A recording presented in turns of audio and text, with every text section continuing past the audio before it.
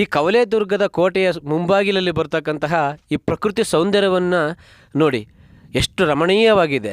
ದೊಡ್ಡ ಬೆಟ್ಟ ಗುಡ್ಡಗಳು, ಹಸಿರು ಮರಗಳು, ಹಾಗೆ ಈ ಕೋಟೆಯ ಒಂದು ಸ್ಥಾಪನೆ. ಇದು ನೋಡಿ, ಇದು ಮೂರನೆಯ ದ್ವಾರ ಬಾಗಿಲು.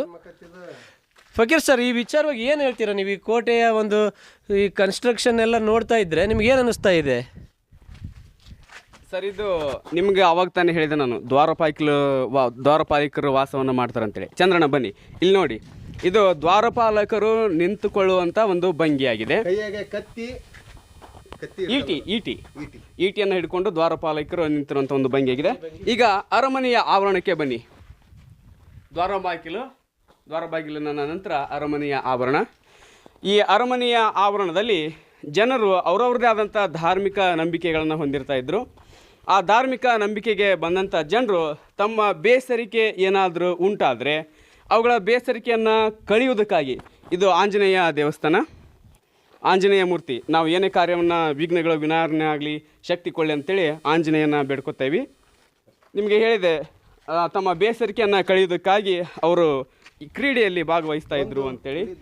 ಹಾಗೆ ಇಲ್ಲಿ ನೋಡಿ, ಈ ಒಂದು ಚಿತ್ರಗಳನ್ನು ನೋಡ್ರಿ, ಇದು ಆಂಜನೇಯನ ಪ್ರತಿರೂಪ ಅಂತೇಳಿ ಕರಿತೀವಿ. ಹಾಗೆ ವರಹ ಅಂತಲೂ ಕೂಡ. ಹಾಗೆ ಇಲ್ಲಿ ನಿಮಗೆ ತೋರಿಸ್ತಿದ್ದೆ ನಾನು, ಅವರ ಬೇಸರಿಕೆಯನ್ನು ಕಳೆಯೋದಕ್ಕಾಗಿ ಏನು ಮಾಡ್ತಾರೆ ಅಂತೇಳಿ. ಇಲ್ಲಿ ನೋಡಿ, ಇದಕ್ಕೆ ಹುಲಿಮನಿ ಆಟ ಅಂತೇಳಿ ಕರೀತಾರೆ. ಈ ರೀತಿಯ ಆಟಗಳನ್ನು ಆಡ್ತಾಯಿದ್ರು. ಹಾಗೆ ಕಾಶಿಯಲ್ಲಿರುವಂಥ ಇಲ್ಲೊಂದು ನೋಡಿ, ಇಲ್ಲೊಂದು ಆಟದ ಮನೆ ಇದು. ಈ ರೀತಿಯಾದಂಥ ವಿಧ ವಿಧವಾದಂಥ ಆಟಗಳನ್ನು ನೋಡ್ತಾಯಿದ್ರು. ಹಾಗೆ ಕಲ್ಲಿನಲ್ಲಿ ಕೆಲವೊಂದಿಷ್ಟು ಪ್ರಾಣಿಗಳ ಚಿತ್ರವನ್ನು ಕೂಡ ಅವರು ಕೆತ್ತನೆಯನ್ನು ಮಾಡ್ತಾಯಿದ್ರು. ನೋಡಿ ಸ್ನೇಹಿತರೆ, ಇಲ್ಲಿ ಕಲ್ಲಿನಲ್ಲಿ ಕೆತ್ತಿರುವಂಥ ಒಂದು ಚಿತ್ರ ಇದೆ. ಹಾಗೆ ಅವರವ್ರದ್ದೇ ಆದಂಥ ಧಾರ್ಮಿಕ ನಂಬಿಕೆಗಾಗಿ ಒಂದು ದೇವಾಲಯಗಳನ್ನು ಅರಮನೆಯಲ್ಲಿ ಕಟ್ತಾಯಿದ್ರು.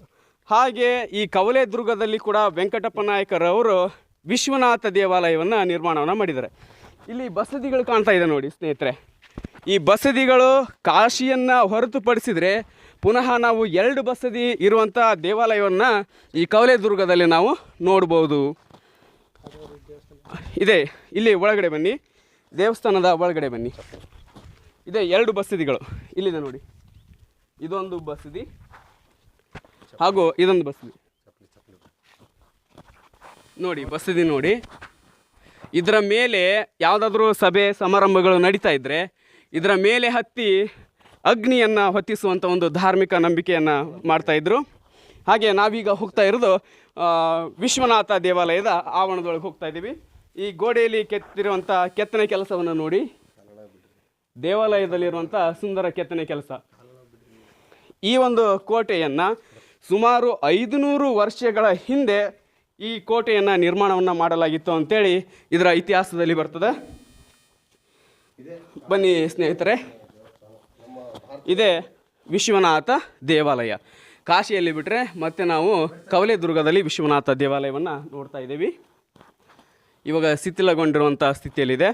ಪ್ರವಾಸಿಗರು ಹೆಚ್ಚಿನ ಸಂಖ್ಯೆಯಲ್ಲಿ ಇಲ್ಲಿ ಆಗಮಿಸೋದಿಲ್ಲ, ಯಾಕಂದ್ರೆ ಅಷ್ಟೊಂದು ಆಳವಾಗಿ ಈ ಒಂದು ಕೋಟೆಯನ್ನು ನಿರ್ಮಾಣವನ್ನು ಮಾಡಿದ್ದಾರೆ.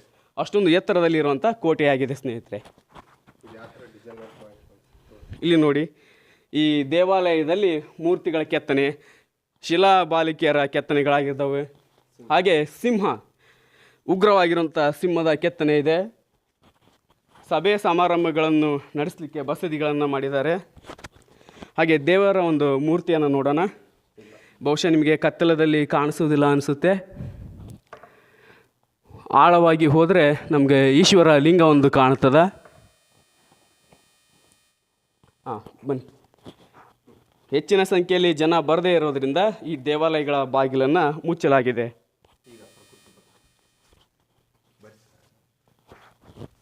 ಈ ಕಡೆ ಬನ್ನಿ.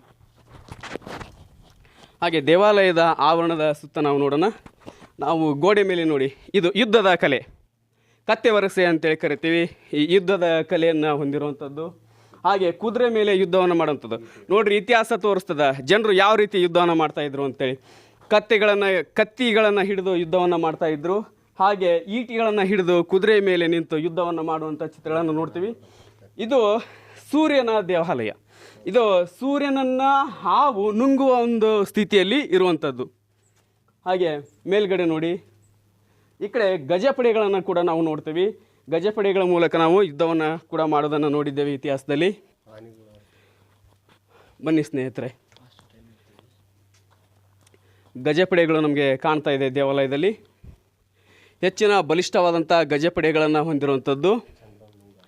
ಹಾಗೆ ಇಲ್ಲಿ ನೋಡಿ, ಅರ್ಧ ಚಂದ್ರ ಹಾಗೆ ಹಾವು. ಅಲ್ಲಿ ನಾವು ಪೂರ್ಣ ಚಂದ್ರನನ್ನು ನುಂಗುವಂಥ ಹಾವನ್ನು ನೋಡಿದ್ದೀವಿ. ಇಲ್ಲಿ ಅರ್ಧ ಚಂದ್ರನನ್ನು ನುಂಗುವಂಥ ಒಂದು ಸರ್ಪ ಇರುವಂಥದ್ದು. ಹಾಗೆ ಕುದುರೆ ಮೇಲೆ ಯುದ್ಧವನ್ನು ಮಾಡುವಂಥದ್ದು, ಕತ್ತಿಯನ್ನು ಹಿಡಿದುಕೊಂಡು ಯುದ್ಧವನ್ನು ಮಾಡುವಂಥ ಭಂಗಿಗಳನ್ನು ನಾವು ಇಲ್ಲಿ ನೋಡ್ಬೋದು. ಸುಂದರವಾದಂಥ ಮೂರ್ತಿಗಳಿದೆ. ಇದು ಯುದ್ಧ ಕಾಲದಲ್ಲಿ ನಿಮಗೆ ಇವಾಗೇನು ಸರ್ಪವನ್ನು ನೋಡಿದ್ದೀನಲ್ಲ, ಇಲ್ಲಿ ನೋಡಿ, ಇದು ಸರ್ಪವನ್ನು ಮಾಡಿರುವಂಥದ್ದು ಈಗ ಶಿಥಿಲಗೊಂಡಿರುವಂಥ ಸ್ಥಿತಿಯಲ್ಲಿದ್ದಾವೆ. ಇಲ್ಲಿ ಚಂದ್ರಣ್ಣನವ್ರು ಮಾತನಾಡಿ. ಈಗ ನೋಡ್ತಾ ಇರ್ಬೋದು ನೀವು ಯಾವ ಥರ ಒಂದು ಹಳೆ ಕಾಲದ ದೇವಸ್ಥಾನ ಇವತ್ತು ನಾನು ನೀವು ಪರಿಚಯ ಮಾಡಿಕೊಡ್ತೇನೆ ಅಂತೇಳಿ. ಈ ಪ್ರಕೃತಿ ಈ ಮಡಿಲಿಗೆ ಈಗ ಅದು ಆ ದೇವಸ್ಥಾನ ಒಂದಿದೆ, ನಾನು ಅಲ್ಲಿಗೂ ಕೂಡ ಒಂದು ಕರ್ಕೊಂಡು ಹೋಗೋಂಥ ಪ್ರಯತ್ನ ನಿಮಗೆ ಮಾಡ್ತೀನಿ. ಯಾವುದೇ ಒಂದು ಟೆನ್ಷನ್ ಇರಲಿ, ಯಾವುದೇ ಒಂದು ಇದಿರಲಿ, ಮನಸ್ಸಿನಲ್ಲಿ ಏನೇ ಒಂದು ನೋವಿದ್ರೂ ಕೂಡ ನೀವು ಅದನ್ನು ಒಂದು ಫ್ರೀ ಮಾಡ್ಕೊಂಡು, ಇದೇ ಅಂತಲ್ಲ, ಟೋಟಲಿ ಯಾವುದಾದ್ರೂ ಒಂದು ಕಡೆಗೆ ಹೋಗಿ ಸ್ವಲ್ಪ ಸಮಾಧಾನ ಮಾಡ್ಕೊಂಬಂದರೆ ನಿಮಗೂ ಕೂಡ ಒಂದು ವಿಶ್ರಾಂತಿ ಅಂತಲೇ ಹೇಳ್ಬೋದು. ಯಾಕಂದರೆ 24 ಗಂಟೆ ನಾವು ಕೆಲಸದ ಕಡೆ ಗಮನ ಕೊಡ್ತಾಯಿದ್ರೆ ಸ್ವಲ್ಪ ವಿಶ್ರಾಂತಿ ಇದ್ದರೆ ಎಲ್ಲರಿಗೂ ಒಳ್ಳೆಯದು ಅಂತ ಹೇಳ್ತೀನಿ. ನಾನು ನಿಮ್ಮ ತಮ್ಮ ಹಸಿರು ಶಾಲ್ ಚಂದ್ರಣ್ಣ. ಸಬ್ಸ್ಕ್ರೈಬ್ ಮಾಡಿರಿ, ಶೇರ್ ಮಾಡಿರಿ. ನಮಸ್ಕಾರ, ಬಾಯ್.